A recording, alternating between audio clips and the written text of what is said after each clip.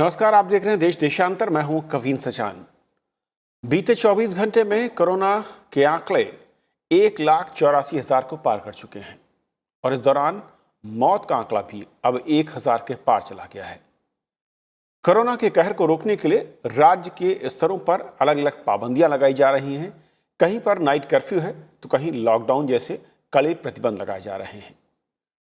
लेकिन संक्रमण हर रात हर दिन बढ़ता नजर आ रहा है और इसमें सबसे ज्यादा जो नंबर्स आ रहे हैं वो महाराष्ट्र से हैं, जहां पर अब सीमित लॉकडाउन लगाया गया है। मंगलवार को महाराष्ट्र सरकार ने सीमित लॉकडाउन का ऐलान किया और जो आज रात 8 बजे से 30 अप्रैल तक लागू रहेगा। खासतौर पर यहां पर हिदायत दी गई है कि जरूरी काम वाले लोग ही घर से बाहर निकल सकते हैं, बाकी लोग घर पर ही रहेंगे। यानी कि पूरे प्रदेश में धारा 144। लेकिन यातायात के जो साधन है, चाहे वो ट्रेन हो, सिटी बसेस हो या फिर दूसरे साधन, वो चलते रहेंगे और उसमें लोगों को आने जाने की छूट होगी। लेकिन वही लोग घर से निकलकर यात्रा का लाभ ले पाएंगे जिन्हें किसी अति आवश्यक कार्य से जाना होगा। सुबह 7 से लेकर 8 बजे तक केवल जरूरी सेवाएं खुलेंगी।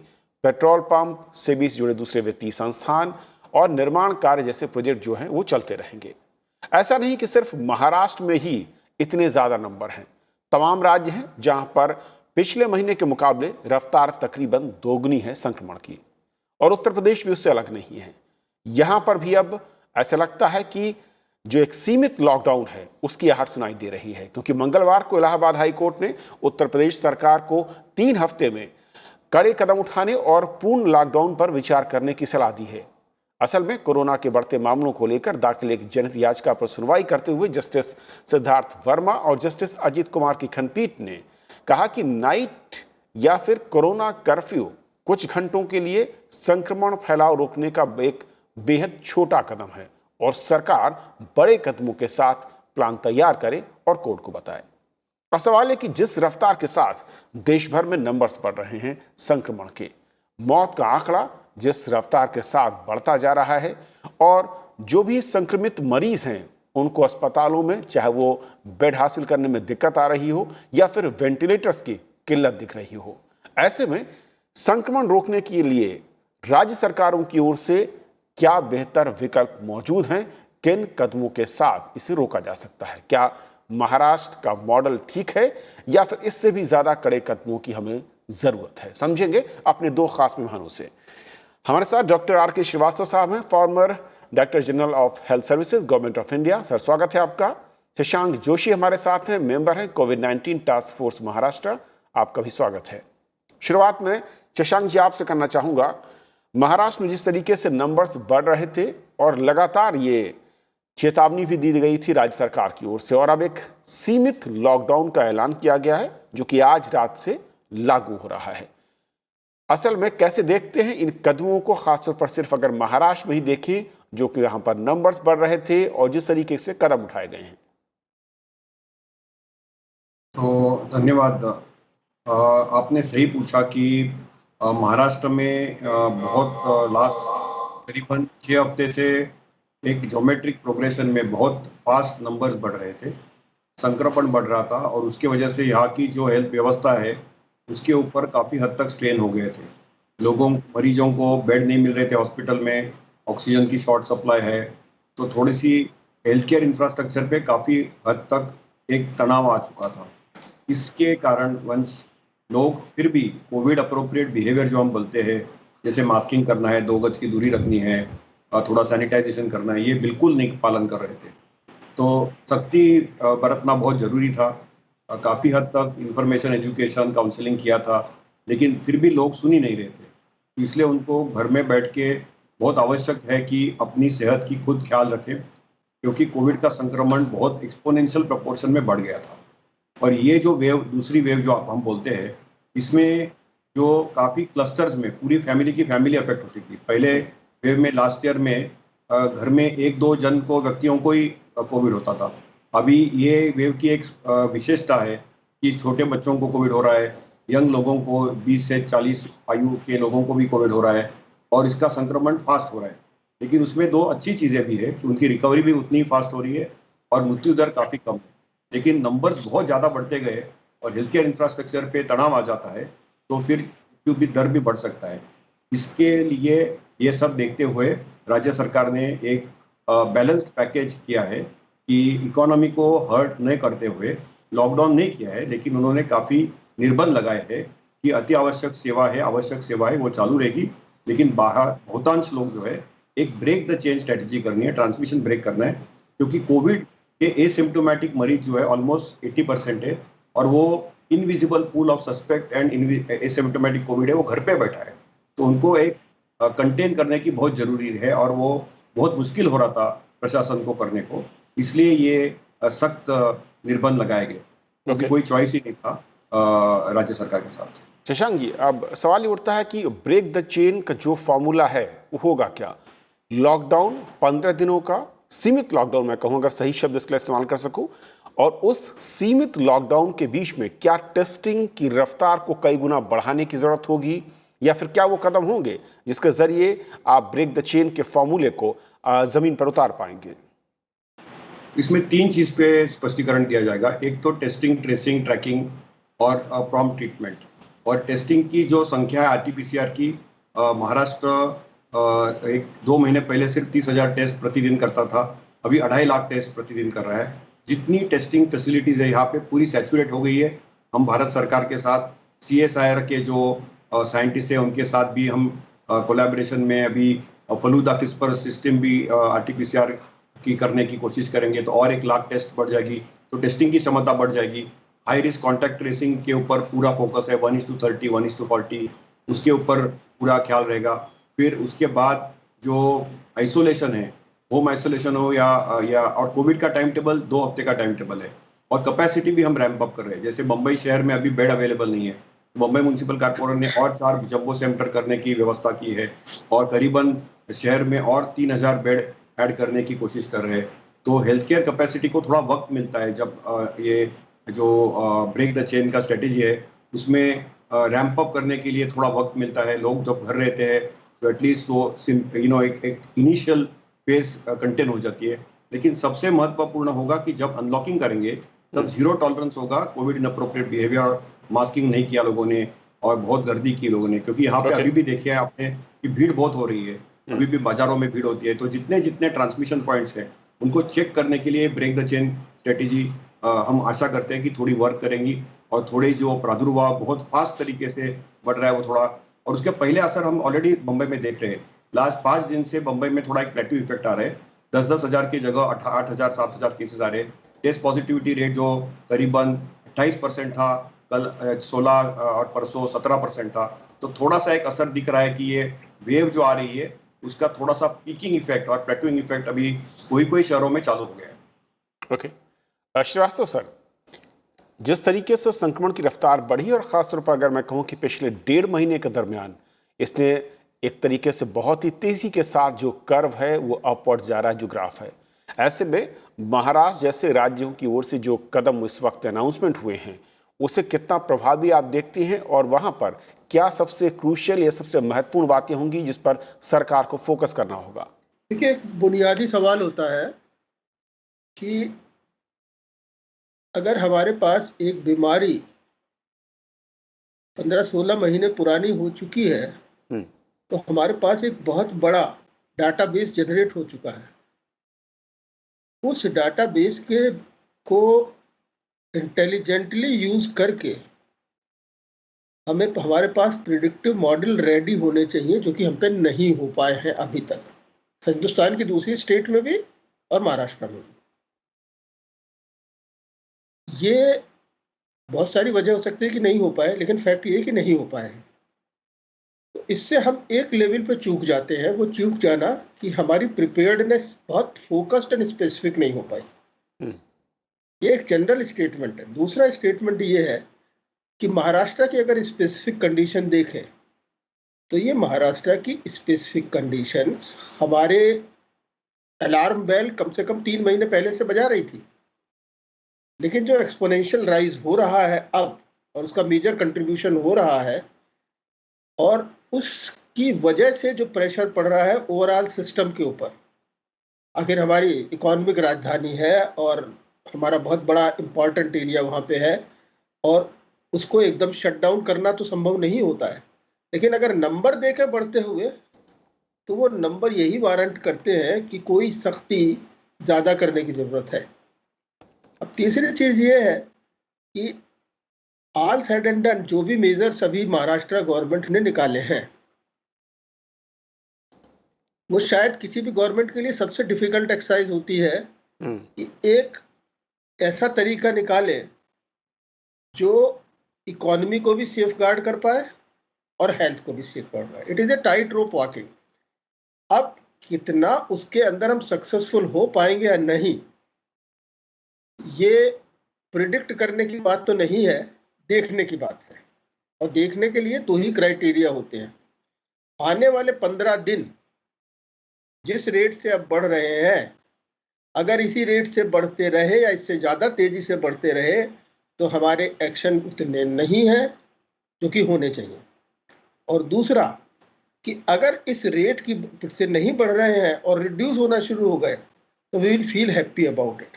अब ये एक ही जगह का एक्शन नहीं, क्योंकि इसमें माइग्रेशन भी शुरू हो जाएगा, बिल्कुल। इंटरस्टेट भी आ जाएगा, इसके अंदर वैक्सीनेशन भी शुरू हो जाएगा, प्रोटेक्शन भी आ जाएगा, इसके अंदर सप्लाई चेन मैनेजमेंट भी आ जाएगा, तो वैक्सीन की सप्लाई भी आ जाएगी, इसके अंदर दवाइयों की सप्लाई जिनकी ब्लैक मार्केटिंग शुरू हो गई है वो भी आ जाएगी, उसको भी देखना है। तो ये एक compounding load on the administrative mechanism of the state government पे पड़ जाता है, जहां पे एक बहुत ही कोहेसिव एक्शन की जरूरत है बिटवीन सेंटर एंड स्टेट।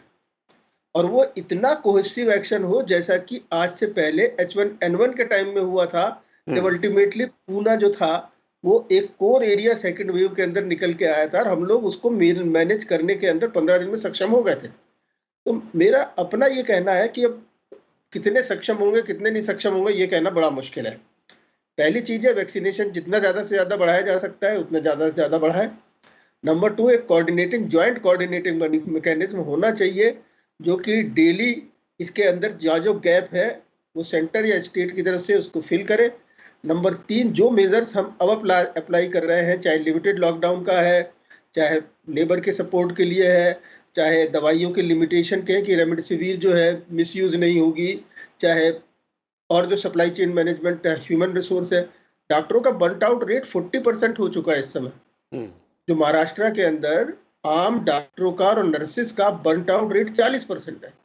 आप देखिए एक सिस्टम के अंदर जो अंडर कंस्ट्रेन है उसमें 40% बर्न आउट रेट के साथ अगर बाई चांस ये नंबर दुगना हो गया अगले हफ्ते में जाकर के, तो कैसे वो सिस्टम सस्टेन कर पाएगा? तो एक सर पॉइंट और मैं जानना चाह रहा था श्रीवास्तव, जो आपने कहा कि ज्वाइंट एक जो रणनीति होनी चाहिए महाराष्ट्र में, जैसा कि कहा शशांक जी ने कि नंबर्स ऑफ टेस्ट की जो बात की वो 2 लाख से ऊपर, अगर मैं गलत नहीं था जो सुन पाया हूँ, पर डे के वहाँ पर चल रहे हैं। बड़े बड़े राज्य जो हिंदी भाषी क्षेत्रों में अगर और देखें, मैं नंबर्स देख रहा था आज की डेट तक कहीं पर 50,000, कहीं पर 60,000 या 1 लाख तक पहुंच पाए हैं। महाराष्ट्र में सबसे ज्यादा माइग्रेशन होता है, लोगों की आवाजाही होती है रोजगार के चलते। महाराष्ट्र सरकार ने अगर एक कड़ा कदम, और मैं कहूं कि बहुत ही चुनौतीपूर्ण कदम जैसा आपने कहा, वो उठाने की कोशिश की है, लेकिन जब तक बाकी राज्यों में श्रीवास्तव सर टेस्टिंग को बढ़ाया नहीं जाएगा, तो क्या किसी एक राज्य की ओर से उठाए गए कड़े कदमों का नतीजा या रिजल्ट हम वो देख पाएंगे जो उम्मीद कर रही सरकार? नहीं, बिल्कुल नहीं, आप सही कह रहे हैं। बिल्कुल ये जब मैं कहता हूँ cohesion between the centre and state, तो मैं ये नहीं कहता कि centre and Maharashtra government, there should be a platform. एक ऐसा प्लेटफॉर्म होना चाहिए जहां जो हाईली अफेक्टेड स्टेट है, जैसे महाराष्ट्र स्टेट है, उसको सेंटर की input and support without loss of time मिले, और उसको हैंड होल्डिंग मिले उन स्टेट से जिनकी तरफ से उनके ऊपर इम्पैक्ट आ रहा है या उनकी तरफ से उनके ऊपर इम्पैक्ट जा रहा है। तो ये जब हमारे पास एक, मैं फिर आपसे वही पहले बुनियादी जो मैंने ऑब्जर्वेशन दिया था, 16 महीना स्ट्रॉन्ग डाटाबेस और सिस्टम डेवलपमेंट हमारा नहीं हो पाया, और तो गलत चीज है। अब इस सिस्टम डेवलपमेंट ना होने की वजह से जो टेस्टिंग का नंबर है डेफिनेटली बढ़ाया जाना चाहिए, लेकिन टेस्टिंग की क्वालिटी भी तो देखनी चाहिए। अगर हम टेस्टिंग की क्वालिटी देखें, मैं जानता हूं एक पेशेंट है, उसकी 3 बार 3 रिपोर्ट हुई, रिपोर्ट के अंदर एक बार नाम गलत है, नेगेटिव है, दूसरी बार नाम सही है, पॉजिटिव है, 2 दिन के बाद फिर तीसरी बार आया रिपोर्ट उसी नाम से, नेगेटिव है। ऐसे बहुत आ रहे हैं। जो टेस्ट करने घर पे आते हैं प्राइवेट सेक्टर से लोग, उनके पास आजकल ना कोई आधार मानता है, ना कोई सिस्टम करता है। एक सिंपल सा ग्लव होता है उनके पास, और 1 सेकंड के अंदर वो आपके नाक से सैंपल लेते हैं और 1 सेकंड के अंदर आपके थ्रोट से सैंपल लेते हैं। क्वालिटी ऑफ सैंपल कितनी सही आ रही है, ये टेस्ट के लिए देखी जानी जरूरी है। इस रिपोर्ट को किस तरीके से टाइमली मुहैया कराया जाता है। जैसे मैं डॉक्टर हूँ, मैंने अपने घर में करवाया लोगों का, जी। तो ठीक है, मेरे पास 1 दिन में आ गई, लेकिन आमतौर पर तो 6-6, 7-7 दिन भी लग रहे हैं जगह में। तो ये सारी चीजें भी नजरअंदाज नहीं की जा सकती हैं। टेस्टिंग बढ़ाइए, खूब बढ़ाइए, जरूरी है, लेकिन साथ साथ क्वालिटी ऑफ टेस्ट के ऊपर वॉच रखिए। दवाई की बिल्कुल। सप्लाई बढ़ाइए, लेकिन मिसयूज रोकिए। नहीं तो फिर यही होगा जो रेमडेसिविर के साथ हुआ है, कि रेमडेसिविर 7 दिन के लिए इफेक्टिव है, हॉस्पिटलाइज केसेस के लिए इफेक्टिव है। देखिए कैसे इस्तेमाल हो रही है, बाजार में यानी कि जाके जो देखिए प्रोटोकॉल किस तरीके से तय इस्तेमाल किए गए थे श्रीवास्तव सर, उनको बहुत ही फर्मली इस वक्त लागू करने की जरूरत है सभी सरकारों को।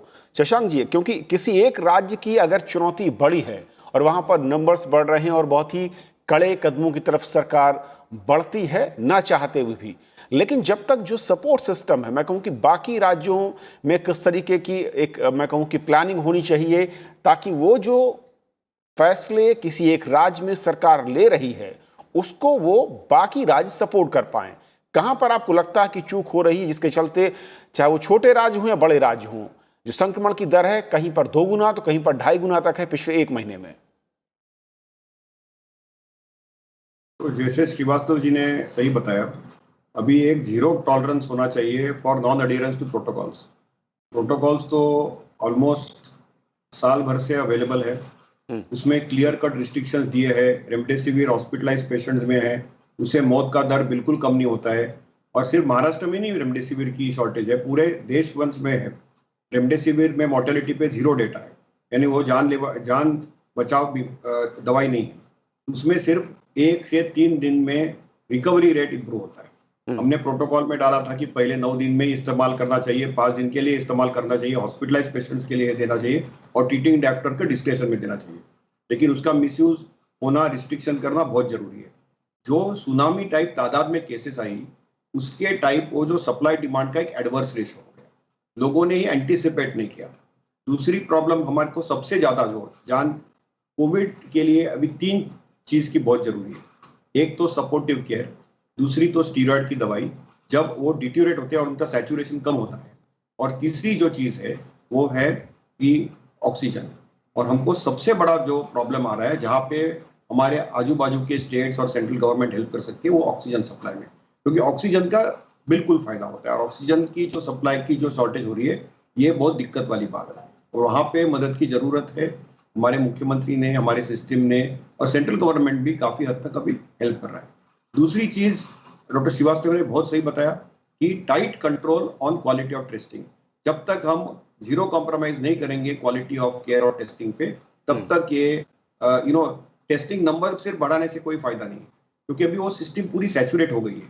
और अभी टेस्ट की अपॉइंटमेंट लेने को 2 दिन जाते हैं, टेस्ट के रिपोर्ट आने को 2 दिन जाते हैं, उसके बाद फिर बेड मिलने को 2 दिन जाते हैं। तो ये जो ट्रायजिंग है, क्वालिटी टेस्ट होना चाहिए, सिम्टोमेटिक और हाई रिस्क कॉन्टेक्ट्स के ऊपर टेस्ट होनी चाहिए जब सिस्टम ओवरबर्डन होती है, क्योंकि हमको पता है कि अभी कम्युनिटी ट्रांसमिशन हो चुका है। तीसरी बात जो है कि हमको इसके ऊपर की जान कैसी बचाई है लोगों की, और उसके लिए सबसे महत्वपूर्ण है जो हमारे एसिम्प्टोमेटिक केसेस है, उनको एक पल्स ऑक्सीमीटर और थर्मामीटर खरीद के 2 हफ्ते की बीमारी है, लोग भूल जाते हैं। पहले हफ्ते में क्या करते हैं, लोगों को लगता है हम ठीक है, हमको कुछ तो हुआ नहीं, और अगले हफ्ते में उनको हैप्पी हाइपोक्सिया हो जाता है, सडनली वो डिसैचुरेट हो जाते हैं। तो ऑक्सीमीटर घर पे रख के दिन में 6 मिनट वॉक करे, उसके पहले ऑक्सीमीटर पे ऑक्सीजन सैचुरेशन देके 6 मिनट के बाद वापस ऑक्सीजन सैचुरेशन लेके उसमें 3% की ड्रॉप हो गई या 93-94% के नीचे हो गई, तो त्वरित अपने डॉक्टर को कांटेक्ट करना चाहिए। वैद्यकीय सलाह लेना बहुत जरूरी है। कोई फिक्स प्रोटोकॉल नहीं है इसमें, लेकिन ये सबसे महत्वपूर्ण है कि ऑक्सीजन कम हो गया तो आपको त्वरित हॉस्पिटल में जाना जरूरी है। और ये 2 हफ्ते की बीमारी है, ये हमने देखा है कि यंग लोग काफी बार एसिम्प्टोमेटिक रहते हैं, अगले हफ्ते में उनको सडनली डिटेरियोरेट होते हैं, और उनकी अनफॉर्चुनेटली कई मौतें भी हुई है महाराष्ट्र में, क्योंकि वो आने के बाद 12 घंटे में एकदम लेट स्टेज पे आ जाते हैं। तीसरी चीज और एक चीज है कि सीटी स्कैन पे बहुत ज्यादा पहले ही दिन जाके लोग सीटी स्कैन करवा लेते हैं। टेस्ट करने से डरते हैं, उनको लगता है म्युनिसिपल कॉर्पोरेशन घर पे आ जाएगी, हमको लेके जाएंगे, क्वारंटाइन सेंटर में डालेंगे, हमारी रोजी रोटी का क्या होगा। ये ऐसे करना गलत है। डॉक्टर जब बताएंगे तभी सीटी स्कैन करना चाहिए। Right sir. सीटी स्कैन भी नॉर्मली सेकंड हफ्ते में करना पड़ता है, तो इसके पीछे नहीं भागिए कि सीटी स्कैन के लिए या टेस्ट के लिए आप थोड़ा। और अभी और एक चीज भारत सरकार ने बहुत अच्छी की है, हम महाराष्ट्र में उसकी काफी जिक्र कर रहे हैं कि एक नेशनल डिजिटल हेल्थ मिशन के द्वारा ई संजीवनी है। वहां पे कोविड और नॉन कोविड के जो मरीज है उनको डायरेक्ट एक्सेस हो सकता है, और उनके लिए जो भी लगता है इलेक्ट्रॉनिकली, वर्चुअली, जैसे हम वर्चुअली अभी बात कर रहे हैं स्काइप द्वारा, वैसे हम डायरेक्टली बात कर सकते हैं। और उनके लिए डॉक्टर अवेलेबल है, और ये संडे को भी चलता है। हमारे जो सीनियर सिटीजन है, उनको कभी रक्तदाब होता है, ब्लड प्रेशर, या कभी मधुमेह होता है, डायबिटीज, उनको कोई सलाह लेगा तो उनके सलाह के लिए भी डॉक्टर अवेलेबल है, भारत सरकार के थ्रू, महाराष्ट्र सरकार के थ्रू। तो उसका डॉक्टर फायदा उसके लिए लेना। अस्पताल जाने की जरूरत नहीं है, उस ऐप के थ्रू वहां पर उनको एडवाइस मिल जाएगी, डॉक्टर की सलाह, सही सलाह मिल पाएगी। एक आखिरी सवाल श्रीवास्तव सर, क्योंकि मार्च पिछले साल इसकी शुरुआत हुई और अब हम अप्रैल मध्य में एक बार फिर देख रहे हैं कि संकट है अस्पताल में बेड का, वेंटिलेटर का, दवाओं का। इतना लंबा वक्त हमें मिला तैयारियों के लिए, लेकिन उसके बावजूद आज की ये हालात जो हैं, क्यों, कहाँ चूक गए हम? सिस्टम डेवलपमेंट करने में हम अक्षम रहे। एक रेस्पॉन्स सिस्टम डेवलपमेंट करने के अंदर हम हर लेवल पे अक्षम रहे, जिसकी वजह से आज हमें ये स्थिति फेस करनी पड़ रही है। ये सब जानने के बावजूद भी कि सेकंड वेव आएगी, हम एक जोन ऑफ कंफर्ट में रहे कि हमारे यहाँ सेकंड वेव अभी तक नहीं आई तो शायद ना ही आए। जबकि हमारे डाटाबेस ये बताते थे कि पहले पेंडेमिक से लेके उसके बाद जितने पेंडेमिक अब तक हुए हैं, सेकंड एंड थर्ड वेव आई। तो जो हमारा जो response system to the pandemic है, जब तक वो साइंटिफिक नहीं होगा, लार्ज डाटाबेस पे आधारित नहीं होगा, आर्टिफिशियल इंटेलिजेंस और मॉडलिंग को नहीं यूज करेगा, तब तक हम टाइमली वार्निंग, सिम्टम और अलर्ट नहीं दे पाएंगे। और जब हम अलर्ट नहीं दे पाएंगे तो ये सिचुएशन जो हमने आज फेस करी है, शायद हो सकता है कि 6 महीने बाद फिर फेस करें। आज हम वैक्सीन की बात कर रहे हैं, अभी थोड़े टाइम के बाद आपके पास डाटा निकल के आएंगे कि कितने वैक्सीनेटेड केसेस को दोबारा इन्फेक्शन हुआ है, फुल्ली वैक्सीनेटेड, दोनों डोज कवर वाले को। जब वो डाटा निकल के आएंगे तो ये भी डाटा निकल के आएंगे जो वैक्सीनियल सर्विलेंस हो रहा है कि कितनों के अंदर एंटीबॉडी टाइटर नहीं बन रहा है। तो हम पे जब इतना large wealth of data available है, तो why can't we put it in right place and apply the artificial intelligence and put before the government कि साहब ये है, ये हमारा मॉडल बता रहा है आपको, आप इसको देखिए और इसके हिसाब से कार्रवाई करिए। हो सकता है कि अप्रैल मई के महीने में ये आने की संभावना है। अगर महाराष्ट्र के अंदर बॉम्बे में सबसे बड़ा आर्टिफिशियल इंटेलिजेंस का इंस्टीट्यूट है, शायद एक प्राइवेट सेक्टर में बहुत बड़ा इंस्टीट्यूट है वहाँ पे। ऐसा थोड़ी है कि सब चीज़ें बहुत दूर है, लेकिन हमें उनको सिस्टम के अंदर डालना पड़ेगा और एक रोबस्ट रेस्पॉन्स सिस्टम डेवलप करना पड़ेगा जो साइंस पे बेस हो, डाटा पे बेस हो, और वो हर तरीके से वार्निंग दे सके, अलर्ट दे सके, सप्लाई चेन को मैनेज कर सके, और कहाँ से रिसोर्सेज मोबिलाइज करनी है, चाहे हेल्थ ह्यूमन रिसोर्स हो, चाहे ड्रग्स की रिसोर्स हो, चाहे वैक्सीन की रिसोर्स हो, चाहे और मिनिस्ट्री और स्टेट के साथ कोऑर्डिनेशन की। ये सिस्टम हम जब तक नहीं डेवलप करेंगे, हम अपने आप को बहुत ही वल्नरेबल स्पॉट पर रखेंगे। Okay sir. शशांक जी, एक आखिरी कमेंट आपका कि जिस तरीके से हम कड़े प्रतिबंधों की तरफ सरकारें बढ़ रही हैं, शुरुआत महाराष्ट्र से हुई है, और जो श्रीवास्तव सर कह रहे हैं कि जो एक मॉडल होना चाहिए, जो एक बेहतर रास्ता हो सकता है, उसके बिना क्या हम अधूरे प्रयास कर रहे हैं? नहीं, उन्होंने सही कहा। अभी तो हम पूरा आर्टिफिशियल इंटेलिजेंस, हमारी जो पूरी बीएमसी की वॉर रूम है, ये पूरी आर्टिफिशियल इंटेलिजेंस पे ही चल रही है, और उसमें जो मॉडलिंग भी हो रहा है, वहाँ पे हमने एक्सटर्नल एजेंसी भी अपॉइंट की है, और ये एजेंसी हमको संकेत देती रहती है, इसलिए हमको पता चल रहा है कि अभी प्लेटूइंग हो रहा है। लेकिन ये जो स्ट्रेन जो तादाद में आया, तो मेरी सबको, पूरे भारत को एक ही अपील है कि कोविड अप्रोप्रिएट बिहेवियर का कोई भी रास्ता का कोई छुटकारा नहीं है। आप वैक्सीन लो या नहीं लो, आपको कोविड हो या नहीं हो, आपके पास एंटीबॉडी हो या नहीं हो, आपको डबल मास्किंग तो करना है 2021 में, 2022 में, क्योंकि ये जो है कोविड, ये प्रिडिक्टेबली अनप्रिडिक्टेबल है। और ये जो महामारी है H1N1, जब डॉक्टर साहब थे उन्होंने बहुत अच्छा काम किया था, लेकिन H1N1 के कंपैरिजन में ये जो कोविड की महामारी है ये प्रिडिक्टेबली अनप्रिडिक्टेबल है। थर्ड वेव को अपने को बचानी है तो जितने एलिजिबल लोग हैं उनको वैक्सीन तो देना जरूरी है, एटलीस्ट सीवियर इन्फेक्शन या मौतें नहीं होंगी, इतना तो हम कर सकते हैं वैक्सीन के द्वारा। और दूसरी बात यही है कि मास्क और थोड़े 2 गज की दूरी, थोड़ा सैनिटाइजेशन, ये मैंडेटरी है। और बहुत भीड़ नहीं होनी चाहिए, पूरी भीड़ अवॉइड करनी चाहिए। और हमको इसको ये कायम रखना पड़ेगा। यदि आप वैक्सीन 1 बार लो, 2 बार लो, यदि आपको कोविड होके गया हो, आपको अपनी जो स्वास्थ्य है, अपनी रिस्पॉन्सिबिलिटी, अपनी कुटुंब जो है वो अपनी रिस्पॉन्सिबिलिटी है। और हमको ये महामारी से बाहर जाना है। मैं बहुत ऑप्टिमिस्टिक हूँ कि हम बाहर जा पाएंगे, लेकिन इसके जो हानि होगी ये काफ़ी ज़्यादा होगी। हम कोशिश कर रहे हैं कि जितने जल्दी हो सके इससे बाहर निकले, लेकिन हमको आवाम की या सब लोगों की बहुत कोऑपरेशन की ज़रूरत है। इसको लाइटली मत लीजिए, लोगों ने बहुत ज़्यादा लाइटली ले लिया, बिल्कुल कोऑपरेशन नहीं मिला। तो आपके द्वारा मैं यही अपील करूंगा कि प्लीज़ मास्क या डबल मास्क वापरिए, और अभी भी आप बाहर नहीं जाइए, बाहर के सब फंक्शन कैंसिल कर लीजिए और थोड़े दिन के लिए घर बैठिए, कुछ नहीं होगा। बिल्कुल सर, सहयोग बहुत ज़रूरी है जनता का, और दायित्व जो है मैं कहूँ, चाहे वो जनता की ओर से हो या फिर सरकार की ओर से, वो उनको पूरे करने होंगे जो इस महामारी से लड़ने और इसको ख़त्म करने के लिए बेहद ज़रूरी है। आप दोनों का शुक्रिया। आज फिलहाल इतना ही। नमस्कार।